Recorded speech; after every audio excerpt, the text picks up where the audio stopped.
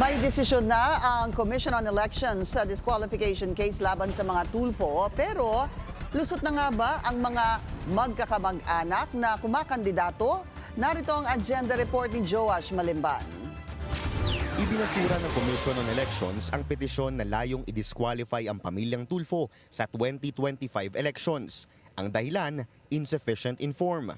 Bukod kasi sa walang kopya ng Certificate of Candidacy, hindi raw nabigyan ng kopya ang mga Tulfo bilang respondents. Talagang technicality yung naging ground ng dismissal sapagkat yung mga dapat na hinahanap na attachment na kung saan mag-a-acquire ng jurisdiction ng COMELEC ay hindi na i-attach. So hindi naman nangangahulugan na permanente yung dismissal na yan. Kung ano man yung remedyo na gustong i-avail nung petitioner, nasa kanya pa rin po yan. Madami naman pong option pa na available para po sa kanya at yung mga iba pang magpipetisyon. Ayon kay COMELEC Chairman George Garcia, bawal din ang mahigit sa isang ground o basis for disqualification sa isang petisyon.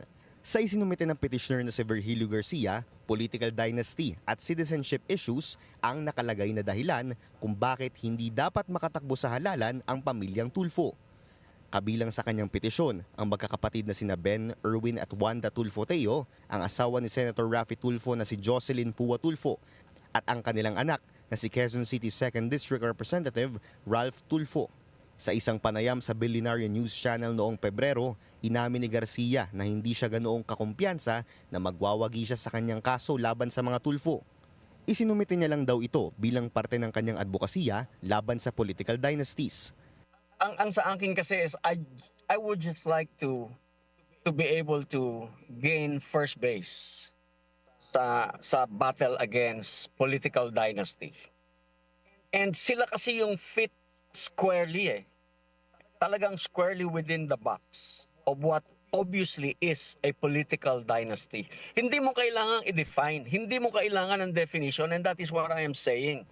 Isa pang petisyon para din i-disqualify si ACT-CIS Representative Erwin Tulfo sa senatorial race ang inihain sa COMELEC noong nakaraang linggo.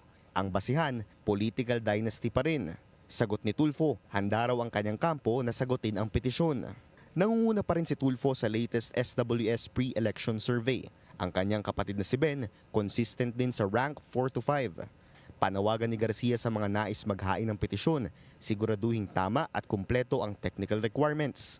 So again, sana naman po yung mga magpapail sa COMELEC lang ng mga petisyon, sana lang laging sisiguraduhin na tama yung akusasyon, aligasyon, ground, at saka siyempre yung mga hinihingi na requirement ng filing fee at saka yung mga attachment. Kasi otherwise po, madidismiss ang petition on technicality at hindi na po makakadako sa pagdidesisyon sa merits. Ganun po talaga ang proseso sa lahat ng korte, sa lahat ng quasi-judicial body na nagdidesisyon sa mga ganitong klaseng kaso.